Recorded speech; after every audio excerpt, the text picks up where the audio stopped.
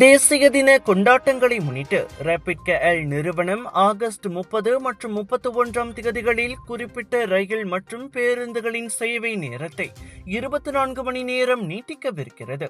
LRT, MRT மற்றும் KL monorail உள்ளிட்ட அனைத்து ரயில் சேவைகளும் அவற்றில் அடங்கும். பயணிகளின் எண்ணிக்கை அதிகரிப்பை கருத்தில் கொண்டு பல முக்கிய வழித்தடங்களில் ரயில்களின் எண்ணிக்கை அதிகரிக்கப்படும்.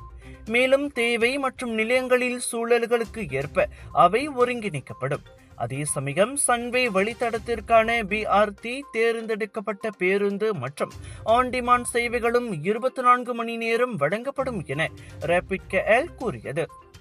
ஆகஸ்ட் 30ஆம் தேதி நடைபெறும் சுதந்திர தினத்தின் முன்தின கொண்டாட்டங்கள் மற்றும் மறுநாள் காலையில் புத்தராஜயாவில் நடைபெறும் தேசிய தின கொண்டாட்டங்களை ஒட்டி பொதுமக்களின் பயணத்தை எளிதாக்கும் நோக்கில் சேவை நேரம் நீட்டிக்கப்பட்டுள்ளது. புத்தராஜயாவில் நடைபெறும் கொண்டாட்ட இடத்திற்கு செல்பவர்களுக்காக 2 வழித்தடங்களில் 103 இலவச ஃபீடர் பேருந்து சேவைகளும் வழங்கப்படுகின்றன.